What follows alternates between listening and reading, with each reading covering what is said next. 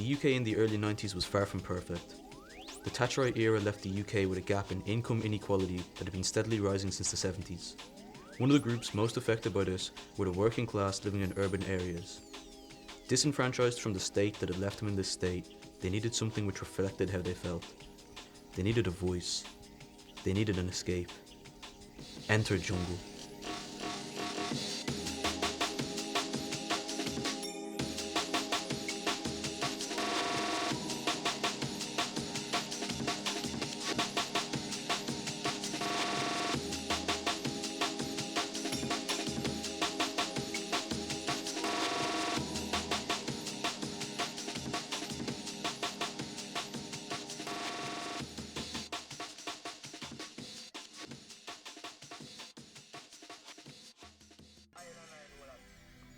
As the breakbeat hardcore scene began to break apart at the turn of the decade, a gap opened up for the black community to have their own voice within the rave scene. The signs had been there, with certain hardcore tracks having reggae influences, but with jungle music this was taken a step further. The diversity of samples used within jungle music is a reflection of black diaspora, with dub, reggae, funk and soul being prevalent sources of material for jungle producers. Jungle is sometimes referred to as the UK's equivalent of hip-hop, due to both being the voice of the black youth within music and for their heavy use of samples. Computers and sampling technology becoming more accessible to those with less income also allowed for more people within the jungle scene to try their hand at music production. This was the first generation of bedroom producers, as the likes of Shy FX proved. As the decade progressed, the genre's distinctive rhythm over melody mantra grew in popularity. However, as artists discovered what tracks were doing the biggest numbers, they began to grow away from pure jungle. By the turn of the millennium, jungle music had been replaced by drum and bass and has never eclipsed D&B's popularity since. Despite no longer being at the peak of its popularity, jungle music still has its fans nearly 30 years on. So what is it about the music that these people love? We asked some modern junglists about what the music means to them. My name's Claire Millington. I go by Claire as my stage name, and I started DJing around a year ago. I joined the DJ Society in Maynooth. But I've always been involved in music and stuff. My name is Tomas and my stage name is Amor, and in music I'm a DJ, producer, musician and sound engineer and a label owner, and I'm the president of Maynooth's DJ Society. What was it about jungle music that made it different from other genres? I really like the use of the amen break. Obviously that's like the main kind of focal point of like jungle music, and the use of samples as well is heavily like based around jungle. What stood out about jungle music was the live drums, or the use of live drums and chopped up samples, because I came from guitar music before I was ever into electronic music, and the amen breaks obviously they're used a lot because I was mad into soul and funk when I was younger, so just hearing that replicated but in a kind of rave context I found really interesting. Do you have any artists you'd really like to collab with, or anyone who's like a big inspiration for you? I'd say one idol I definitely have is Sharpson. He's actually Irish as well. He has a record label called Chocky Vicky, and I would love to collab with him, but I'm actually lucky enough that I will be in March of next year. He's kind of why I started liking jungle music as well. I'd say as far as idols I'd like to work or collaborate with, I'd have to have Tim Reaper as my number one, having just seen him quite recently in Wigwam.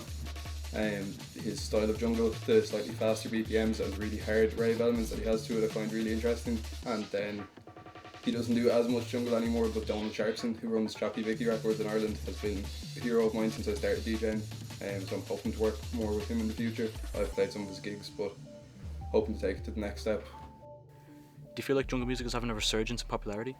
Yeah, I think it's becoming a lot more popular lately. I think people don't even realise, because I suppose the likes of like Baddest of Them All, that song's got a lot popular, and it's not necessarily jungle, but it's kind of slightly influenced by it. Absolutely, people are enjoying it recently as well, just because techno has been so big for the last 2 or 3 years, but techno is quite limited. They're looking for music that's a bit harder, a bit faster maybe, if not harder.